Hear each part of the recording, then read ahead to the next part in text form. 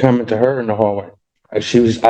We were talking to her about testing, and I said something that I didn't. Were you sitting next to each other in the courtroom? You know I can get video from the courtroom. Oh, yeah, I understand that. Yeah, she was sitting next to me.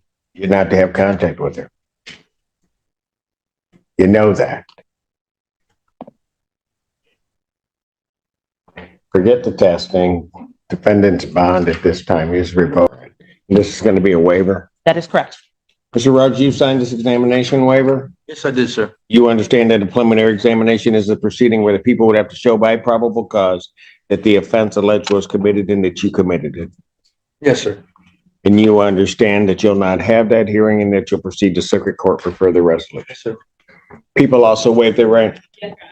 Preliminary examination having been waived, defendant is bound over to circuit court on count 1 with 2 following.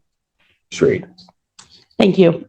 We would acknowledge receipt of the information, waive any further reading, and stand mute. Defendant having waived formal reading, standing mute, court will enter a not guilty plea. Pretrial will be set for 27th at 1:30 before Judge Slate Thursday. June 27, 2024, 1:30 Slate Thursday. Bond with its conditions will continue. Thank you. Yes. The note in my file from the other APA that is on violation you guys today. Yeah. I have the May 17th, 2024 bond violation report. I do. Is there a reason why you were missing? You were testing elsewhere, weren't you? No, sir. I was told I needed a court order, and I was on video Zoom with you on my last court order, and nobody contacted me and told me where to go. Why didn't they? I do have information about a facility that he would like to test at. He lives in Macomb County. We I'm on GPS. Oh, I'm sorry. called them, and they indicated as long as the order indicates what sort of panel needs testing and the frequency. Well, that was supposed to be done before. If I give you a test today, are you going to test? Yeah, the only thing I'm going to fail for would be marijuana. Why are you using that? Can I speak freely? What just happened in Judge Simpson's courtroom is a powerful reminder of how quickly freedom can disappear. The defendant had one clear condition of bond: no contact with the alleged victim. Not in private, not in public, not even sitting beside her in court. But when questioned, he admitted it. Yes, she was sitting next to him. In that moment, everything changed. The judge didn't raise his voice. He didn't debate. He didn't entertain excuses. The rule had been... Yes. Your Honor, I'm going to be upfront honest with you. I used to have a crack cocaine addiction, and I've come a long way. I've been through a lot, this past few months. I lost my father, my grandmother. And there's no excuses. It's just the only thing that I've helped to Give me an order. Okay, he's going to go over to community corrections test today. I'll get the results, and then I'll determine what his bond will be as he proceeds up, because he's told me what's going to happen, and then we'll figure out. In the meantime, counsel can prepare an order so that he can test in Macomb. Okay. And then just to be clear for the record, the waiver is complete and we're only coming back on whether or not he'll be remanded. Pardon? The waiver's all set now?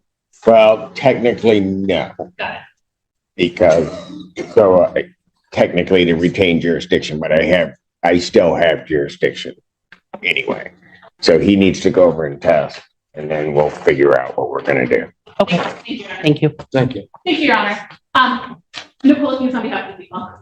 Silvana Reed, Assistant Public Defender with and on behalf of Mr. Ruggs. As we were walking out of the courtroom, I went to release the deputy who was present. I did not believe that the victim of the domestic violence was present today because she didn't check in with us. As we were leaving, the deputy let me know that the victim was actually present today with the defendant sitting beside him. As we exited into the hallway so that I could see who the deputy was referring to, the defendant was speaking to Ms. Perkins out in the hallway, and the deputy confirmed that that is the victim. There, as I understand it, based on everything that's filed, there's no contact order. In that, in addition to the corrections violation, I'm requesting that he be remanded and that its bond be revoked.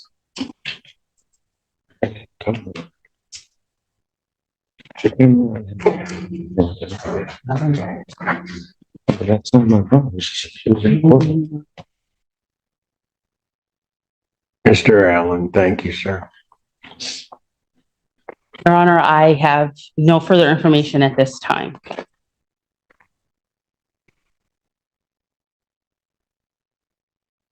Does he admit to the violation? Your Honor. Much speak. If you wish, She wasn't here with me today, Your Honor. in the hallway. She made a comment to her in the hallway. We were talking to her about testing and I said something that I didn't. Were you sitting next to each other in the courtroom? You know I can get video from the courtroom. Okay, I So- understand that. Yeah, she was sitting next to me. You're not to have contact with her. You know that. Forget the testing. Defendant's bond at this time is revoked. Defendant's remanded. He'd just go up before Judge Slay. I'll just leave it there. Broken. Thank you. Bond Yeah. revoked. Defendant remanded. Just like that. What makes this moment even more striking is that minutes earlier, the defendant had been open about his struggles. He spoke honestly about addiction, about losing family members, about trying to move forward. There was vulnerability there. But court orders are not suggestions.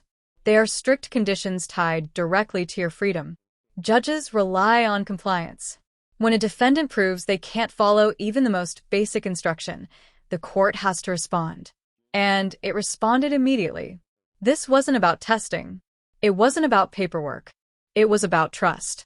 Once that trust was broken, the outcome was inevitable. The lesson here is simple. In a courtroom, small decisions carry massive consequences. One moment of poor judgment can undo months of progress. Respect the rules because the rules will always be enforced. If you found this courtroom breakdown insightful, like the video, share your thoughts below, and subscribe for more real courtroom moments.